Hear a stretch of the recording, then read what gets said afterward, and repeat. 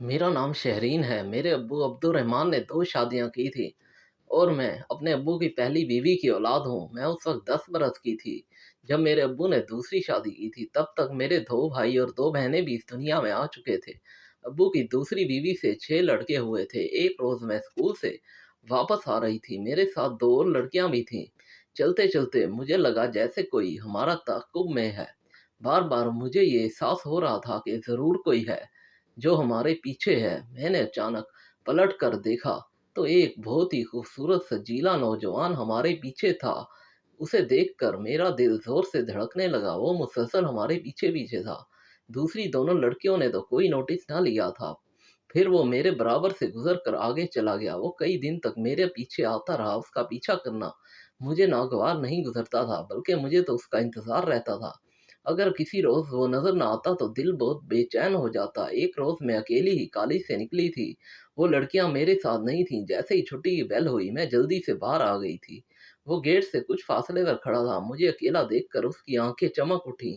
फिर वो मेरे पीछे चल पड़ा। थोड़ी आगे जाकर जब मैं एक गली में मुड़ी तो उसने मुझे मोबाइल फ़ोन दिखाया और फिर मेरे करीब आ गया। इसे लीजिए, ये मोबाइल आप रख लें, इससे हम बात करेंगे। ये कहते हुए उसने मुझे मोबाइल पकड़ा दिया। रात को कॉल करूँगा। मैंने धड़कते दिल और कांपते हाथों से मोबाइल लिया तो वो चला गया और मैं खड़ी रह गई। घर में आकर मैंने मोबाइल रख दिया। शाम 4 बजे उठाया तो कॉल आ रही थी। मैंने बदहवासी में कॉल अटेंड की। अस्सलाम वालेकुम, मेरा नाम अदनान है। एक खूबसूरत आवाज़ मेरी समातों से टकराई थी। मैंने कहा था रात को कॉल करूँगा, लेकिन मुझे तो एक पल भी चैन सुकून नहीं है जब से आपको देखा है। बस आपका दीवाना सा हो गया हूँ। दिल चाहता है हमेशा आपसे बात करता रहूं, इसलिए रात तक का इंतज़ार ना कर सका और आपको कॉल कर दी। आप डिस्टर्ब तो नहीं? उसकी बातों से मैं ऐसी घबराई कि मेरे मुंह से अल्फाज ही नहीं निकल रहे थे। आप बोल क्यों नहीं रही? प्लीज़ कोई बात तो करें। जी मैं बामुश्किल इतना ही कह पाई। शुक्र है आपने कुछ बोला तो सही। देखिए, मैं अपने दिल के हाथों मजबूर हूँ। मेरा दिल आपकी तरफ माइल है। वो बातें कर रहा था और मैं उसकी बातों के सैर में खोई हुई थी। मुझे यकीन नहीं आ रहा था कि मेरे दिल की मुराद यूं पूरी होगी। इस तरह हमारी मोहब्बत का आगाज हो गया। हम रोजाना घंटों बातें करते रहते थे। इससे बातें करते हुए मैं खुद को हवाओं में उड़ता महसूस करती है। कोई है जो मुझे इस कदर चाहता है, मेरे लिए अपनी जान भी दे सकता है। वक्त इसी तरह गुजरता रहा और मैंने मैट्रिक का इम्तिहान पास कर लिया। अब्बू मुझे कॉलेज भेजना नहीं चाहते थे, जबकि अदनान का इसरार था कि मैं कॉलेज में एडमिशन लूँ। लिहाजा मैंने जिद करना शुरू कर दी कि मुझे कॉलेज जाना है। मगर अब्बू किसी तौर पर राजी नहीं थे। चुनांचे दोनों माओं से सिफारिश करवाई। बाल आखिर अब्बू ने इजाज़त दे दी। उन्होंने मेरे सर पर शफकत से हाथ रख कर कहा था, बेटी जितना पढ़ना चाहती हो पढ़ो, लेकिन इतना याद रखना कि तुम्हारे नाम के साथ मेरा नाम आता है। तुम मेरी बड़ी बेटी हो, मेरे इत्मीनान को भी ठेस ना पहुंचाना। मैं नजरें झुकाए उनकी बातें सुनती रही और सर हिलाती रही, लेकिन मेरे दिल में जो एक चाहने वाला बस चुका था, मैं उसका क्या करती। फिर मैंने कॉलेज जाना शुरू कर दिया। अदनान से बातें तो रोज ही होती थीं, लेकिन अब वो मुझसे मिलने का इसरार करने लगा था, जिस पर मैं इनकार कर देती। हालांकि दिल तो मेरा बहुत चाहता था उससे मिलने को, मगर अब्बू का खौफ आड़े जाता था। अदनान ने मुझसे वादा किया था कि वो मुझसे शादी ही करेगा। शहरीन, मैं तुम्हें ही अपनी शरीके हयात बनाऊंगा। उसकी बातें बड़ी सहर अंगेज होती। तुम्हारे सिवा ना कोई मेरे दिल में बसा है, ना बसेगा। मैं उसकी बातों से निहाल हो जाती और मेरा दिल खुशी से झूम उठता। खोई खोई तो मैं बचपन से ही थी, लेकिन जवानी ने मुझे भुला कर रख दिया था। लेकिन मुझे अंदाजा नहीं था कि अब्बू मेरी बदलती हुई हालत का बगौर जायजा ले रहे हैं। एक रात जब सब सो गए थे, मैं जाग रही थी क्योंकि अदनान की कॉल आई थी। जब भी अब्बू की आवाज़ मेरे कानों में आई थी, अम्मी से मुखातिब, बेगम साहिबा, हमें आपकी साहबजादी कुछ बदली बदली लगती हैं, उस पर नज़र रखा करें। हुजूर, मैं कुछ नहीं जानती। अम्मी की रस्ती आवाज़ सुनाई दी। मैं सोचता हूँ अब इसके लिए ये आंगन परदेस हो रहा है। आप मजाज हैं, जो चाहें सो करें, बेटी पर नज़र रखा करो। ये उम्र बहुत नाजुक होती है। अब्बू की बात पर मेरा दिल धक से रह गया। बाप की घाघ नजरें भाप गई थी कि दाल में कुछ काला है। अब अब्बू उठते बैठते मुझ पर नजर रखते थे और मैं उनकी नजरों की ताब ना लाकर बदहवासी सी हो जाती। दूसरी तरफ मुझसे मिलने के लिए अदनान का इसरार बढ़ता जा रहा था। देखो शहरीन, मुझसे मिल लो वरना मैं मर जाऊंगा। सिर्फ एक बार मिल लो। फोन पर उसकी बस यही रट होती। ये मुमकिन नहीं है अदनान, मैं तुमसे नहीं मिल सकती। मेरे अब्बू बहुत सख्त हैं, मुझे मजबूर ना करो। रात को उसकी कॉल आई तो फिर उसने मिलने का इसरार किया। मेरे इनकार पर वो रोने लगा। आखिर मैंने उसकी जिद के आगे हथियार डाल दिए और उससे मिलने पर राजी हो गई। अगली सुबह मैं कॉलेज के लिए निकली जरूर थी, मगर कॉलेज जाने के बजाय अदनान की बताई हुई जगह पर चली गई, जहां वो पहले ही मेरा मुंतजिर था। ये सब करते हुए मेरा दिल लरस रहा था, कदम डगमगा रहे थे, मगर अदनान की मोहब्बत से मजबूर थी। अदनान मुझे एक उम्दा से रेस्टोरेंट में ले गया, जहाँ छुट्टी टाइम तक हमने वक्त गुजारा। तमाम वक्त उसका रवैया मेरे साथ शाइस्ता रहा, उसने मुझे छुआ तक नहीं। हमने जी भर के बातें की, फिर वो मुझे कॉलेज के गेट पर छोड़कर चला गया। घर पहुंचते ही अदनान की कॉल आ गई, शहरीन तुम तो मुलाकात से यूं ही डरती थी, देखो कुछ हुआ। मैं उस मुलाकात को जिंदगी भर नहीं भुला सकता। तुम बहुत अच्छी हो। इसी तरह दिन गुजरते रहे। इसी अथना में अब्बू ने कुछ लोगों को मेरे रिश्ते के लिए भी कह दिया था। जब मुझे इसका इल्म हुआ तो मैं परेशान हो गई। रात को अदनान की कॉल आई तो मैंने फिक्रमंदी से कहा, अदनान कुछ करो वरना कोई और मुझे ले जाएगा। मेरी जान, तुम बिल्कुल परेशान मत हो, तुम सिर्फ मेरी हो, तुम्हें मुझसे कोई नहीं छीन सकता। आज ही मैं अम्मी से बात करता हूँ, मैंने नया घर बनवाया है, चंद दिन बाद चल कर देखना।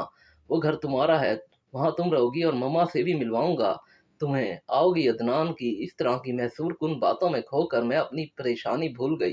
वो बातें ही ऐसी करता कि मेरा दिल मोह लेता था। 3 दिन बाद जब मैं उससे मिली तो उसने मुझे अपने घर चलने के लिए कहा और मैं बिना सोचे समझे उसके साथ चल पड़ी। मोबाइल मेरे पास ही था। उसका घर बहुत वाकई शानदार था। मैं उसके घर की शान शौकत में खोई हुई थी। वो मुझे घर के एक कमरे में ले आया। शहरीन तुम मेरे रूम में बैठो, मैं अम्मी को बुला कर आता हूँ। ये कहकर अदनान चला गया तो मुझे कुछ घबराहट सी होने लगी। अभी चंद मिनट हुए थे कि एक छोटा सा लड़का कोक लेकर अंदर आया और टेबल पर रख कर बाहर चला गया। कुछ देर बाद अदनान अंदर आया, मुझे यूं ही बैठा देख कर कहा, अरे कोक तो पियो, गर्म हो जाएगी। मैं अम्मी के पास गया था, वो सोई हुई हैं, अभी कुछ देर में उठ जाएंगी। उसने कोक उठाकर मुझे पकड़ाई। अदनान आप भी पिए। ओ जानी, मैं अभी पी कर आया हूँ। उसने मुझे कोक पिलाई, फिर हम बातें करने लगे। कुछ ही देर हुई थी कि मुझे महसूस हुआ मुझ पर खुमार चढ़ रहा है। मुझे नींद आ रही थी, मेरा सर डोलने लगा था। अदनान मेरी तरफ ही देख रहा था। उसने आगे बढ़कर मुझे सहारे से खड़ा किया और अपने हाथ मेरी कमर में डालकर मुझे बेड पर लिटा दिया। उसके बाद मेरा ज़हन तारीकी में डूबता चला गया। जब मुझे होश आया तो मेरे होश उड़ गए थे, क्योंकि मेरा सब कुछ बर्बाद हो चुका था।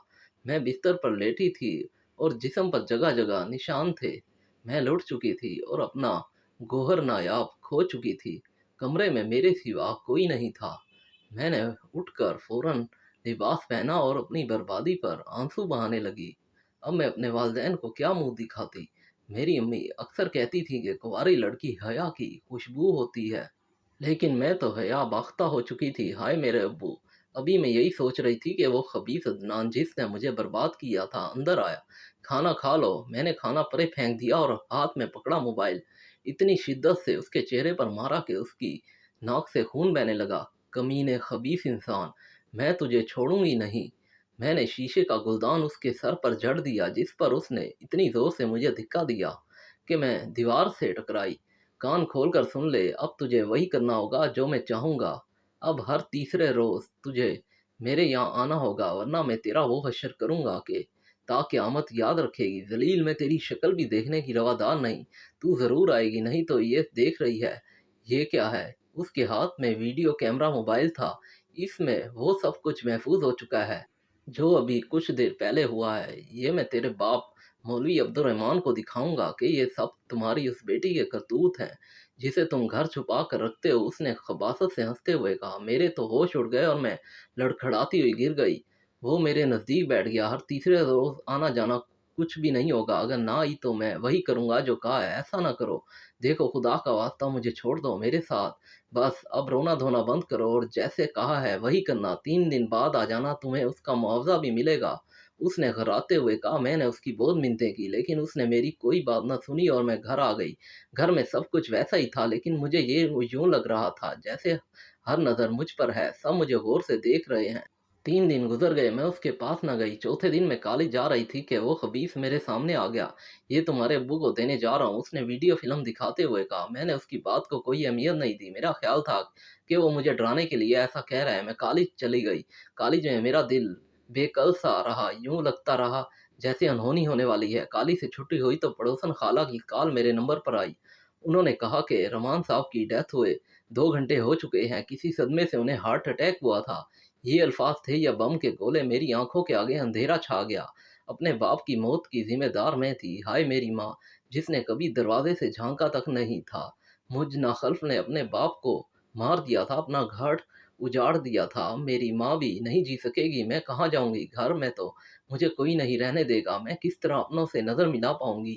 میری دنیا اندھیر ہو گئی تھی، اس سوچ میں وہیں کھڑے کھڑے گر گئی۔ کچھ دیر بعد ہوش آیا تو ایک عورت میرے چہرے پر پانی کے چھینٹے مار رہی تھی۔ بیٹا کیا ہوا؟ کون ہو تم؟ مجھے آنکھیں کھولتا دیکھ کر اس نے پوچھا، مگر میں جواب دینے کی بجائے یک تک اسے دیکھنے لگی۔ اس نے سمجھا میں گونگی بہری ہوں۔ چنانچہ وہ مجھے ایک مزار پر لے گئی اور اب میں اس مزار پر رہتی ہوں اور پل پل اس شیطان کو بد دعا دیتی ہوں جس نے مجھے اجاڑا۔ تمام پڑھنے والی لڑکیوں سے بس اتنا ہی کہنا ہے کہ شریف صورت و شیطان سیرت نوجوانوں سے ہوشیار رہیں، یہ نہ ہو کہ پھر کسی شہرین کی کہانی دہرائی جائے۔